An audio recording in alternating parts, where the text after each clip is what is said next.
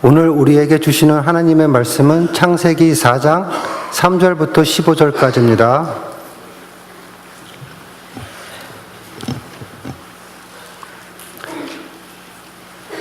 세월이 지난 후에 가인은 땅의 소산으로 제물을 삼아 여호와께 드렸고, 아벨은 자기도 양의 첫 새끼와 그 기름으로 드렸더니 여호와께서 아벨과 그의 제물은 받으셨으나 가인과 그의 제물은 받지 아니하신지라. 가인이 몹시 분하여 안색이 변하니 여호와께서 가인에게 이르시되 내가 분하여 함은 어찌 됨이며 안색이 변함은 어찌 됨이냐. 내가 선을 행하면 어찌 낯을 들지 못하겠느냐. 선을 행하지 아니하면 죄가 문에 엎드려 있느니라. 제가 너를 원하나 너는 죄를 다스리지리라. 가인이 그의 아우 아벨에게 말하고 그들이 들에 있을 때 가인이 그의 아우 아벨을 쳐 죽였느니라. 여호와께서 가인에게 이르시되 내 아우 아벨이 어디 있느냐. 그가 아뢰되 내가 알지 못하나이다. 내가 내 아우를 지키는 자니까 이르시되 내가 무엇을 하였느냐. 내 아우의 빗소리가 땅에서부터 내게 호소하느니라. 땅이 그 입을 벌려 내 손에서부터 내 아우의 피를 받았은즉 내가 땅에서 저주를 받으시니니 내가 밭을 갈아도 땅이 다시는 그 효력을 내게 주지 아니할 것이요 너는 땅에서 피하며 유리하는 자가 되리라. 가인이 여호와께 아뢰되 내 죄짐을 지기가 너무 무거우니라. 주께서 오늘 이 지면에서 나를 쫓아내시온즉 내가 주의 낯을 배웁지 못하리니 내가 땅에서 피하며 유리하는 자가 될지라. 물은 나를 만나는 자마다 나를 죽이겠나이다. 여호와께서 그에게 이르시되 그러지 아니하다. 가인을 죽이는 자는 벌을 7배나 받으리라 하시고 가인에게 표를 주사 그를 만나는 모든 사람에게 죽임을 면하게 하시니라. 이 말씀은 살아계신 하나님의 말씀입니다. 아멘. 하나님 감사합니다. 주님 앞에 저희들 나왔습니다. 거룩하신 주, 영광의 빛을 발하시는 주님 앞에 저희들 나왔습니다. 주여, 저희들이 얼마나 연약한지요. 저희들이 도토리 기저귀를 하면서 자기 의의를 주장하면서 살아갈 때가 얼마나 많은지요. 하나님을 믿는다 하면서도 예수 그리스도의 구원을 받았다 하면서도 겸손하지 못하고 감사하지 못하고 늘 남들과 비교하며 자기의 자리를 위치를 매기려고 하는 저희의 어리석음이 얼마나 우둔한지요. 주님, 이 시간 모든 것을 내려놓기를 원합니다. 하나님 앞에 서게 되기를 원합니다. 하나님 앞에서의 참된 저희의 모습을 발견하게 되기를 원합니다. 회개하기를 원합니다. 아버지 하나님, 그리하여 하나님의 놀라우신 광명의 빛이 저희 가운데 거하게 되기를 간절히 기원합니다. 주님, 이 시간 하나님의 말씀을 저희에게 베풀어 주십니다. 연약한 자가, 부족하기 짝이 없는 자가 말씀을 전합니다. 사람은 가려주십시오. 오로지 하나님의 말씀만이 전달되게 도와주시고 하나님께서 성령으로 친히 말씀하여 주시사 아버지 하나님, 원하옵고 기도를 드리오니 저희 가운데 하나님의 음성이, 그 세상을 창조하신 능력 있는 그 하나님의 말씀이 저희를 새롭게 해주는 역사가 있도록 이 시간 주님께서 붙들어 주시옵소서. 이 모든 말씀 예수 그리스도의 이름으로 기도드렸습니다. 아멘. 저희가 오늘 말씀을 나눌 것은 사순절을 맞이하여서 저희 자신이 얼마나 죄인인가에 대해, 왜 예수 그리스도가 우리를 인하여서 십자가에 못 박히셔야만 했던가에 대해서 생각하게 되는 그러한 시간들을 갖게 되기를 원합니다. 특별히 오늘은 오늘과 다음 주일은 가인에 대한 이야기를 나누면서 인간의 죄성이 원죄를 통해서 하나님과 아담과 하와가 끊어지게 되지 않습니까? 그렇지만 그 한 세대가 지나서 가인과 아벨이 하나님으로부터 끊어진 백성으로 사람 사이가 끊어지게 되는 죽음의 그림자, 죄의 그림자, 이것들이 우리를 지배하는 이 과정을 굉장히 불편한 주제지요. 그렇지만 이번 주와 다음 주에 걸쳐서 나누면서 사순절을 저희 자신의 모습을 발견하기 원하는 마음으로 그리하여서 하나님께서 왜 예수 그리스도를 보내셔서 십자가에서 우리를 위해서 돌아가셔야만 했는지에 대해 정말 깊이 느끼게 되는 그러한 시간 되기를 간절히 기원합니다. 죄에 대해서 자신을 죄인이라고 느끼는 사람 찾아보기가 참 평상시에는 쉽지가 않습니다. 확연하게 무엇이 드러나지 아니하면 우리는 우리의 죄를 인정하기를 굉장히 꺼려합니다. 그렇지만 정반대의 일은 매우 자연스럽게 나게 됩니다. 우리는 남들이 잘못한 것을 기가 막히게 천재적으로 잘 집어낼 수 있는 능력이 있습니다. 제가 자주 얘기하지만 어떤 분하고 딱 만났는데 10분 만에 10사람을 난도질을 하는데 너무 정확한 말을 너무 정확하게 짧은 시간에 핵심적으로 요약을 잘 하시더라고요. 속이 다 시원한 것 같은데 겁이 좀 나더라고요. 우리들이 그렇습니다. 우리는 그런 능력이 있습니다. 수많은 사람들을 비판할 수 있는 죄에 대해서, 잘못된 거에 대해서 이야기할 수 있는 능력이 있습니다.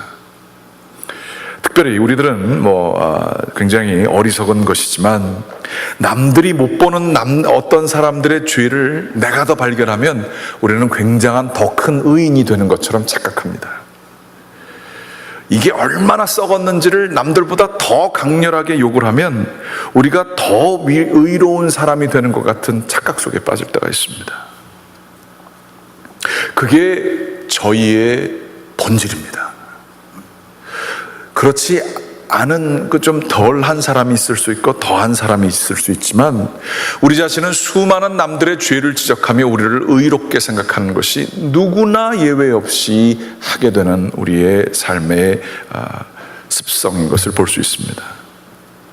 그런데 이 인간의 자연스러운 허물과 죄로 죽은 이 인간의 본성, 죄성, 이것을 바꾸시는 분이 우리 주 예수 그리스도이신 것입니다. 간절히 원하고 기도하옵기는 이 가인의 얘기를 나누며 우리 자신을 발견하게 되기를 원합니다. 그리고 하나님 앞에서 주님께서 저희를 새롭게 하여 주시는 그 참된 회개가 이 사순절 기간 동안에 있게 되기를 간절히 기원합니다. 가인과 아벨의 제사, 여러분께서 잘 알고 계시지요. 4장에 보게 되면 가인은 농사 짓는 사람이었고 아벨은 양치는 사람이었습니다. 제사를 드렸는데 가인은 얻은 것 중에서 땅의 소산을 주님께 드렸다라고 말씀을 하고 있고 아벨은 양들의 첫 새끼를 주님께 드렸다라고 얘기하고 있습니다. 그렇지만 하나님께서는 아벨의 제사를 받으시고 가인의 제사를 받지 않으십니다. 정확히 왜 아벨의 제사는 받으셨고 가인의 제사는 왜 받지 않으셨는지 그것은 성경에 기록되어 있지 않습니다. 성경에서 유일하게 하는 나중에 요한 1서 3장 12절 말씀에 이런 말씀이 있습니다. 가인같이 하지 말아라. 그는 악한 자에게 속하여 그 아우를 죽였으니 어떤 이유로 죽였느냐? 자기의 행위는 악하고 그의 아우의 행위는 의로움이라. 가인이 뭔지 모르지만 아벨을 죽인 이유는 아우가 너무 의롭고 자기는 악했기 때문에 그것을 감당하지 못해서 의로운 사람을 죽임으로 우리들이 그 가인이 자기가 이 악한 것을 좀 가리려고 하는 그러한 마음이 있었다라고 얘기를 하고 있습니다. 정확히 무엇인지 모르지만 가인은 악을 행했습니다. 많은 이야기들이 있습니다. 어떤 분들은 얘기하기를 나중에 모세에 주어진 율법 속죄 제사를 보게 되면 하나님께서는 주로 소나 양들을 받으십니다. 그래서 이 가인이 드렸던 땅의 소산으로 드렸던 이 제사는 바른 것이 아니었다라고 얘기하는 분들이 있습니다. 그렇지만 모세법은 나중에 나온 법이고요.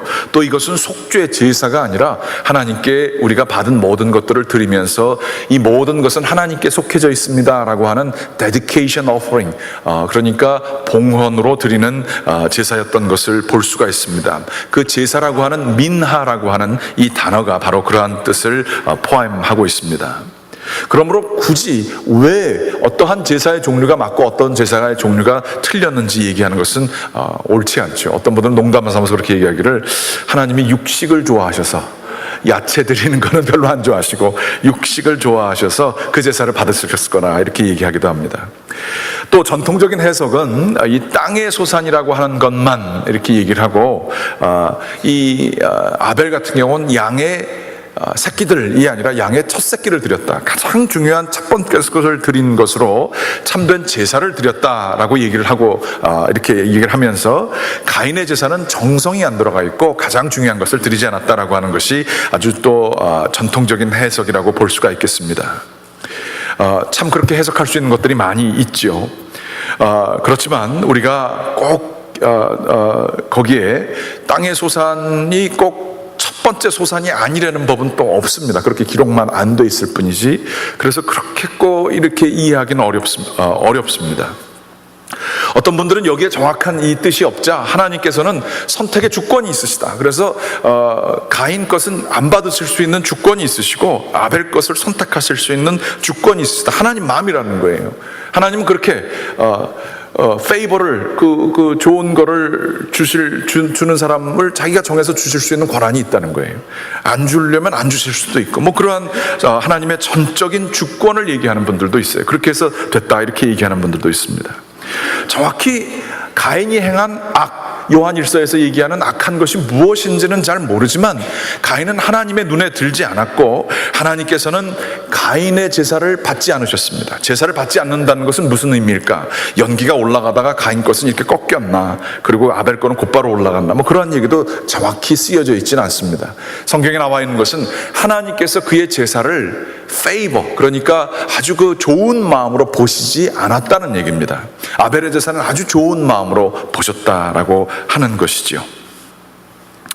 여기에 대해서 이렇게 여러 가지 얘기가 있습니다만 아마 이 전통적인 해석을 따라가면서 우리가 한번 생각해 볼 것은 가인이 바쳤던 하나님께 드렸던 예배 제사가 전적으로 하나님께 대한 어떤 그 순종으로 드리는 제사가 아니지 않았는가 하는 생각을 해봅니다. 마치 이런 거죠. 결혼하게 될 때 우리들이 결혼 반지를 이렇게 주면서 결혼 반지를 주고 여자를 얻는 그러한 남자들이 그렇게 생각하는 사람 없죠. 결혼 반지는 그 자기가 자신을 다 여자에게 귀속시키고 또한 여자도 자신에게 귀속되는 그러한 상징물로서 결혼 반지를 주게 되죠. 서로가 서로에게 사랑으로 배타적으로 연결되어지는 관계를 의미합니다. 그런데 만일 어떤 남자가 그 여인에게 온전히 귀속되어지지 않고 말하자면 바람을 피우는 상태에서 결혼하기 위해서 이 여인에게 반지를 줬다. 그 여인이 그것을 알았다 그러면 그 여인이 그 제사를 그 반지를 아무리 그게 비싼 거라도 받지 않을 겁니다. 마치 가인이 드렸던 제사가 그런 게 아닐까 한번 생각해 보게 됩니다. 마치 이런 거죠. 하나님께 제사를 드리고 자기 것을 드리지만 남는 거를 드리는 거예요. 쓰던 거 드리는 거예요. 내 거가 먼저예요. 그렇지만 드려야 할 것 같아요. 왜냐하면 하나님께서 나를 도와주셔야 하니까. 보험 드는 거예요. 그러한 제사는 하나님께서 너무 싫어하는 그러한 것일 것이다 라고 하는 것이지요.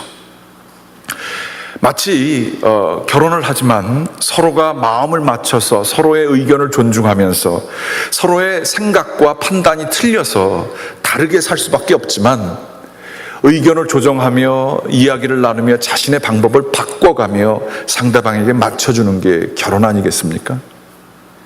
그게 결혼 맞지요? 근데 그러지 않은 분들도 꽤 계시지요. 나는 내대로 살 테니까 너는 너대로 살아 그러면서 그렇게 살 수도 있죠. 그런데 같이 산다라고 하는 것은 자신의 방법을 포기하는 것을 의미합니다. 같이 살기 위해서. 마찬가지로 하나님께 드려야 되는 제사, 하나님께 드리는 예배는 우리 것을 기꺼이 포기하기를 원하는 것이어야 합니다. 그러나 우리의 것을 기꺼이 포기하기보다는 나는 내 방법대로 다 세상적으로 살고 하나님은 하나님께 내 거를 이렇게 좀 남는 거 좀 드리면서 내가 필요할 때 좀 도와주세요 라고 하는 이 자세는 하나님께서 받지 않는 그 제사가 아닐까 생각해 보게 되는 것이죠. 그러면서 하나님이 그렇게 받는 제사, 온 마음이 없는 그러한 비싼 반지인데 바람을 피면서 가져오는 그걸로 여자를 살려고 하는 것은 뭐죠? 그것은 뇌물입니다. 제사가 아니라. 그거를 줘서 그 사람의 마음을 얻으려고 하는 뇌물이지요. 인간관계가 제대로 됐는지 안 됐는지는 위기에 오게 되면 됩니다. 여태까지 잘해줬는 사람과 서로가 좋아하는 사이가 있는데 위기관계가 있을 때에 서로에게 서로 뇌물 주는 사이였었으면 서로한테 분노할 수 있습니다. 내가 준 게 얼만데, 내가 자기를 생각해가지고 베풀었던 게 얼만데 어떻게 이렇게 할 수 있어. 그 여지까지 한 게 다 뇌물이었습니다. 자기를 위한 사랑을 했었지 그 사람을 사랑하기 때문에 무조건 준 것이 아니었었지요. 아마 가인이 제사가 받아들여지지 않았을 때에 크게 분노했던 것은 아마 그 이유가 아니었던가 싶어요. 하나님께 무엇인가를 드렸는데 저 친구는 받고 내 거는 안 받아줬어요. 하나님께 대해서 분노하는 마음이 있습니다. 나는 뭐가 모자른데요 라는 것도 있지만 하나님께 열심히 했는데 왜 이건 안 됐느냐 이거예요. 내 건 왜 안 됐느냐. 분노죠. 내 권리가 침범당한 것 같은 느낌이죠. 그러면서 하나님한테 내가 드린 게 얼만데요 왜 나는 봐주지 않았어요 라고 하는 뇌물 드린 자의 그러한 마음이 있지 않았겠는가라는 생각을 합니다. 가인의 분노는 어떠한 분노였냐 하면 오늘 말씀을 좀 보시기 바랍니다. 4장 5절 말씀에 보게 되면 가인과 그의 재물은 받지 않으신지라 가인이 몹시 분하여 안색이 변하니, 분하게 되면 얼굴 색깔 변하지 않습니까? 그런 것처럼 굉장히 얼굴이 변해가지고 다 모든 게 화가 나는 거예요. 하나님한테도 화가 나고 아벨한테도 화가 나고. 그러면서 하나님한테는 화풀이 할 수 없으니까 아벨이 도대체 가인한테 잘못한 게 뭐가 있습니까? 아벨이 놀렸습니까? 가인에게 내 제사는 받았고 당신 건 안 받았으니까 야고롭지롱 뭐 그렇게 했어요? 분명히 그게 아닌데 하나님께는 어떻게 할 수 없으니까 자기의 분노를 사람한테 해결하는 거죠. 그랬을 때 하나님께서 6절 말씀을 보게 되면 오늘 말씀을 주로 생각할 게 오늘 이겁니다. 내가 분하여 하면 어찌미며 안색이 변하면 어찌 됨이냐. 내가 선을 행하면, 여기 선을 행한다는 건 바른 것을 행하게 되는 것입니다. 어찌 낯을 들지 못하겠느냐. 낯을 들지 못한다는 것은 내가 왜 너를 받아들여 주지 않겠느냐. 선을 바른 것을 행하면 그런 얘기입니다. 그렇지만 선을 행하지 아니하면 죄가 지금 네 문 앞에 엎드려 있다라고 하는 표현을 쓰십니다. 이 표현이 굉장히 깊이가 있습니다. 이것을 한번 좀 생각해 보게 되기를 원하는 것입니다.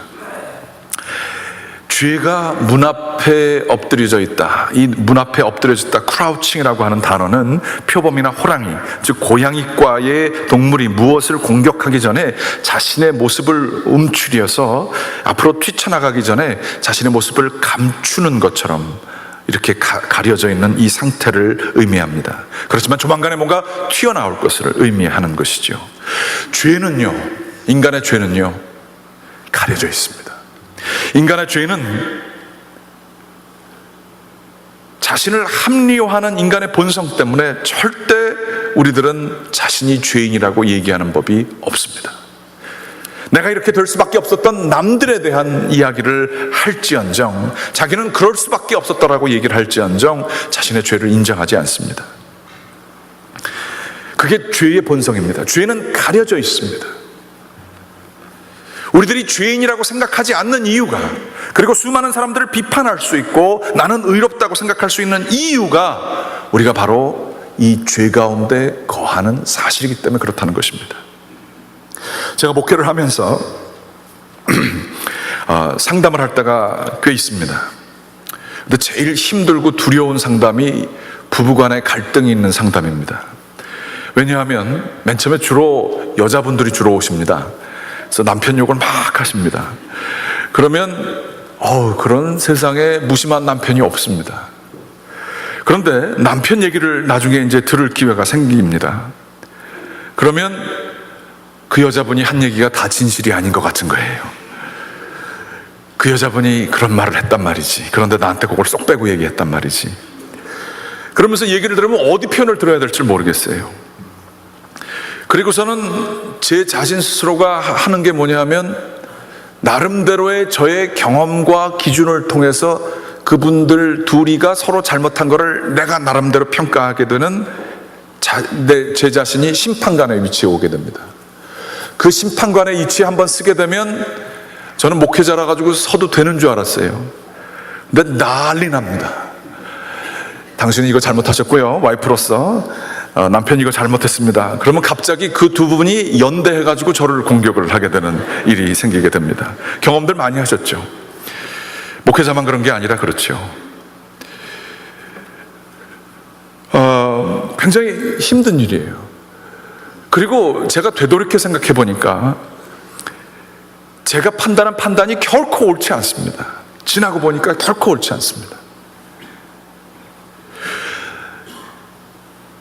부부싸움만이 아닙니다. 모든 싸움이 그렇습니다. 싸움이 끝난 정말로 황폐한 폐허 가운데에 피는 낭자한데도 불구하고 모든 사람들이 피해자지 가해자라고 인정하는 사람은 찾아보기 언제든지 어렵습니다. 모든 깨진 관계 속에서는 그것을 동일하게 발견할 수 있습니다. 참 이상하기 짝이 없습니다. 이렇게 피를 많이 흘렸으면 반드시 누군가는 잘못했었어야 하는데 그거를 정확히 누가 잘못했다라고 얘기하기가 힘든 것이 우리의 현실입니다. 그래서 우리가 원하는 만큼 속 시원하게 잘못했다고 얘기하는 사람들은 경험해 보시면 알겠지만 나오지 않습니다. 이게 바로 죄의 속성입니다. 죄는 웅크려져 있습니다. 죄는 숨겨져 있습니다. 그런데 이 죄는 엄청나게 우리가 생각할 수 없는 압도적인 힘으로 튀쳐나와서 모든 사람들을 다 죽일 수 있지만 우리는 그게 어떻게 시작되었고 어떻게 끝이 나는지 전혀 알 수가 없습니다. 모두가 피해자인 것입니다. 죄가 이 세상에 가져다주는 악의 힘이 바로 그렇습니다. 관계들 가운데서 경험 많이 해보셨죠? 그거 참 죄의 모습인 줄을 우리들이 영적으로 깨달아야 합니다. 한나 아렌트라라고 하는 유명한 독일계 유대인 철학자, 여자 철학자가 있습니다. 예루살렘의 아이히만이라고 하는 책을 쓰신 분인데요. 이 책은 1963년도에 쓰여진 책입니다만 아직도 수많은 사람들이 이야기를 하고 있는 책입니다. 1961년도에 아이히만이라고 하는 독일의 나치 정권에서 실제적으로 유대인들을 학살을 하게 되는 계획을 담당했던 아주 악질의 사람이 있었습니다. 그 사람을 유대계의 그 스파이라고 볼 수 있는 모사드에서 아르헨티나에 숨어서 이름을 바꿔서 살고 있는 그 사람을 납치를 하다가 밀수를 해요. 그래서 예루살렘에 데려와 가지고 공개 재판을 합니다. 여러 가지로 논쟁이 있었던 사건이었습니다. 그런데 이 책과 그 사건이 충격적이었던 이유는 이 아이만이라고 하는 사람들이 기억하기는 악질 중에 악질, 사람에 대해서 절대 공감하지를 못하는 사악한 사람의 그 얼굴을 가지고 있는 악마의 모습이라고 생각을 했는데 놀랍게도 그 사람의 심정을 평가해 보니까 9사람의 심리학자가 동원돼서 평가해 보니까요, 그 사람이 정상이었다는 겁니다. 사이코패스가 절대 아니었다는 것입니다. 개인적으로 매우 친절한 사람이었고 아르헨티나에서 살던 사람들은 그 사람을 굉장히 상냥한 사람으로 기억하고 있었다는 것이죠.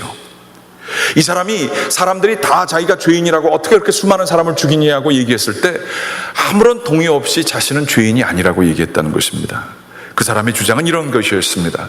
나는 그 나라에 충성을 다했을 뿐이다. 그 나라에서는 유대인을 죄인이라고 이야기를 했었고 그 죄인을 사형에 처하는 내가 자압을 받은 사람으로 나는 그 자압에 충성했을 뿐이다 라고 얘기했다는 것입니다. 내가 법적으로 죄로서 고발당할 수 있는 근거는 아무것도 없다. 나는 그저 그 나라에 충성을 다했을 뿐이다. 내 충성이 잘못이냐라고 얘기를 했다는 것이지요. 그랬을 때 이 한나 아렌트라고 하는 사람은 이 사건을 얘기하면서 아주 유명한 단어 banality of evil, 악의 평범성이라고 하는 얘기를 했습니다. 악한 일을 하는 사람들이 결코 악한 사람들이 없다라고 하는 사실인 것이죠. 모든 사람들이, 평범한 사람들이 정말로 죄를 행할 수 있는 것이 바로 인간이라는 것을 철학적으로 분석을 한 것이었습니다. 이 한나 아렌트는 이 책을 쓰고서 정말로 그 사람도 유대인이었기 때문에 수많은 비판을 받았습니다. 이 악한 사람을 평범한 사람으로 바꿔냈다는 것이지요. 그러면서 그 사람을 평범하다는, 그리고 우리를 공범으로 취급하게 되는 죄를 범했다고 이 한나 아렌트도 욕을 먹게 되었습니다. 그런데 이 사람의 평가에는 굉장한 깊은 통찰이 있는 것을 볼 수 있습니다. 악한 사람이 악을 행하는 게 아니라 평범한 사람이 악을 행하는 것입니다. 우리들이 죄인이라고 생각하는 사람 거의 없지만 바로 나는 죄인이 아니고 의인이다라고 하는 그 생각 과정 속에 우리는 죄를 범할 수 있는 것이 바로 우리들의 모습이라 하는 것이에요. 나는 충성을 다했을 뿐이다 라고 하는 이 아이만의 이 사람의 고백이 우리들의 고백과는 다르지 않다는 거예요. 가인이 바로 그랬다는 것입니다. 하나님이 왜 나도 최선을 다해서 제사를 드렸건만 아벨 것은 받아들이고 왜 나를 안 받아들였냐 하는 것이에요. 내 삶은 불공평하다는 것이지요. 충분히 그렇게 얘기할 수 있는 근거가 있습니다. 그러면서 자신의 분노와 이 불운한 상황이지요, 이것에 대해서 그 사람이 반응하는 양식이, 가인이 반응하는 양식을 통해서 죄는 자기의 모습을 키워나갔던 것을 볼 수 있습니다. 인간의 죄는요, 놀랍습니다. 우리의 삶의, 마음의 구석구석마다 이 죄가 웅크려져 있는 게 얼마나 많은지 몰라요. 그 표범이 한 마리가 아니라 여러 마리들을 우리의 삶 속에 두고 있는지 모르겠습니다. 어떤 종류의 악한 감정을 가지고 사람을 이렇게 바라보게 되면요, 그 악한 감정이 상황만 잘 허락되고 내가 아주 극단적인 상황에 놓여지게 된다면 우리들이 살인자가 될 수 있습니다. 이거는요, 괜히 논리의 비약을 얘기하는 것이 아니라 교도소 선교를 하고 있는 많은 분들이 하시는 얘기입니다. 교도소에 있는 저 사람들이 다 악할 것 같지만 가서 그 사람들을 만나보면 그렇게 순수할 수 없다는 거예요. 정말로 우리와 똑같은 사람일 뿐만 아니라 더 선한, 세상의 악한 것에서 교도소에서 분리되었기 때문에 더 선한 모습도 가지고 있을 수 있다는 거예요. 우리들도 충분히 살인자가 될 수 있습니다. 어떤 종류의 음욕과 탐욕도 상황만 허락되고 우리가 극단적인 상황에 놓여지게 되면 우리도 간음을 할 수 있는 것으로 비약할 수 있습니다. 어떤 종류의 부러움도, 부러워하는 게 뭐가 잘못됐어요? 당연한 거 아니에요? 그런데 그게 잘못된 상황과 극단적인 상황에 놓여지게 되면 남의 것을 도둑질하여 빼앗을 수 있는 폭력을 행사하는 것으로서 나타날 수 있습니다. 없는 사람만 그런 게 아닙니다. 있는 사람들이 더 할 수 있습니다. 법이라고 하는 이름으로 남의 것을 뺏을 수도 있습니다. 아주 정당한 방법으로.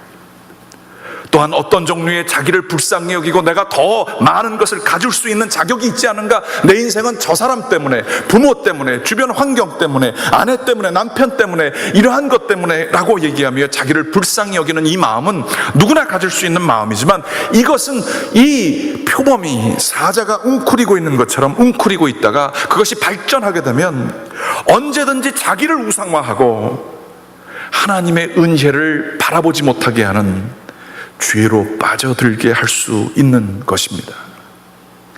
여러분의 마음속에는 어떤 것이 웅크리고 있습니까? 그거 찾아보기 힘듭니다. 웅크리고 있기 때문에. 우리의 죄는 깊이 우리의 영혼 속에 들어가 있습니다. 악한 사람은 따로 없습니다. 우리에게 악의 평범성이 모두에게 있기 때문에 그렇습니다. 그런데도 불구하고 우리는 예수 그리스도의 은혜를 받은 자들에도 불구하고 남들 속에 웅크려주고 있는 죄의 모습들을 발견하며 그것들을 드러내며 지적하면서 자기의 의의를 높인다고 생각하기가 얼마나 쉬운지 모릅니다. 누구 다른 사람만 그러는 게 아니라 제가 그렇습니다. 상황이 되게 되면 어떤 집사님이 그런 얘기를 하시더라고요. 제가 바닥에, 사람들도 그렇고 이렇게 바닥에 처한 줄 알았더니 알고 보니까 그게 지하실이 있더래요, 사람이. 내 아주 로이스트 포인트인 줄 알았더니 지하실이 있더래요. 근데 지하실에서 이제 이게 내 바닥이 다 드러났다, 이게. 그렇게 생각했더니 밑에 또 땅굴이 있더래요. 사람이 악해지려면요, 정말로 괜찮았던 사람이 정말 끝까지 망할 수 있습니다. 그 사람 그런 나쁜 사람들이 따로 있을까요? 아니에요. 우리들도 다 그럴 수 있습니다. 그래서 성경 말씀에 누구든지 판단하지 말라 그랬죠. 우리가 남을 판단하는 건 정말 참 조심해야 합니다. 그런데 우리 주 예수 그리스도는 누구십니까? 우리 주 예수 그리스도는 모든 사람들이 동일하게 이 사람은 잘못된 사람이고 이 사람은 죽여야 되는 가늠하다 현장에서 잡힌 여인이었음에도 불구하고 예수 그리스도는 모든 사람들이 돌을 들고 있음에도 불구하고 은혜를 베푸시사 이렇게 얘기하십니다. 너희 중에 죄 없는 자가 먼저 치라. 죄가 웅크려지고 있는 것이 아니라 죄가 활짝 펴가지고 그 사람을 잡고 있는 현장에서 잡은 이 여인, 돌로 쳐 죽여도 모든 사람들이 속이 시원한 그런 상황에서 예수 그리스도는 은혜를 베푸십니다. 그 여자가 럭키했을까요? 예수 그리스도는 우리가 다 죄인이심을 아시고, 그런데 우리는 현장에서 잡히진 않았잖아요. 우리는 죄의 11계명을 어기지 않았습니다. 11계명이 뭐예요? 죄를 짓되 걸리지 말아라. 그 계명을 우리는 어기지 않았기 때문에 우리는 드러나지 않은 것이지요. 그렇지만 누가 우리를 완전히 우리의 속마음과 이러한 그러한 것들을 몰래 카메라로 다 찍는다고 해보세요. 우리가 과연 안녕할 수 있을까요? 다 우리들 죄인이지 않습니까? 정말로 우리들 그러한 모습이 자리 잡고 있지 않습니까? 운이 좋아서 걸리지 않았던 것이고, 운이 좋아서 우리가 그런 상황에 빠지지 않았던 것 아닙니까?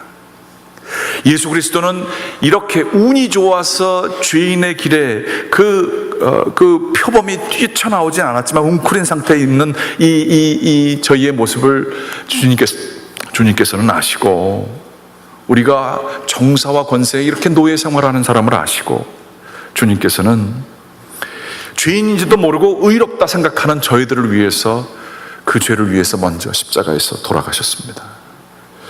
우리 주 예수 그리스도는 모든 사람들이 욕하는, 욕을 먹어야 마땅한 사람들의 동료들의 민족의 피를 빨아먹는 세리들을 제사로 삼으셨고, 간음한 여인을 은혜로 베푸시사 회복시켜 주셨고, 예수 그리스도께서는 정말로 모든 사람들이 더러워하고 전염병이 있다고 생각하는 문둥병자를 직접 손으로 만져주신 분이십니다. 그분이 우리를 만져주셨기에 우리는 구원을 누렸고 그 은혜에 감사하며 이 자리에 있을 수 있는 것 아니겠습니까? 우리가 바로 그것 때문에 구원에 감사하는 것 아니겠습니까? 만일 예수 그리스도의 우리를 만져주시는 이 사랑과 은혜, 내가 얼마나 죄인인데 나를 붙들어 주신 그 은혜가 그것을 경험하지 못하셨으면 구원의 기쁨은 누리지 못하는 거죠. 자기가 죄인인지를 깨닫지 못하는 사람들은 하나님과 별로 관계가 있을래야 있을 수가 없습니다. 하나님의 은혜를 얘기해봤자 럭키하게 나에게 눈에 보여진 거 채워주셨지, 그 정도의 얕은 물가에 있는 하나님에 대한 이해이지만, 자신의 깊은 죄성, 악의 평범성을 깨닫고, 이 가인이 다른 사람이 아니라 아벨을 죽일 수 있는 사람이 바로 나임을 깨닫고, 내 속마음 속에서 수많은 아벨을 돌로 쳐 죽은 사람이 바로 나임을 깨닫고, 나를 위하여 십자가에서 돌아가신 그분을 경험하게 될 때에 우리는 은혜를 경험하는 겁니다. 우리가 얼마나 많은 경우에 수많은 사람들에게 돌로, 눈에 보이는 돌은 하면은 감옥에 가니까 안 하지만 말로, 생각으로 사람들을 죽입니까? 아벨의 피가 얼마나 낭자하게 우리들 때문에 펼쳐져 있습니까?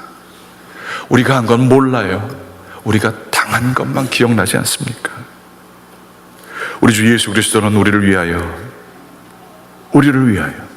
이러한 허물과 죄로 죽었던 저희의 모습을 위하여 은혜를 베풀어 주셨습니다.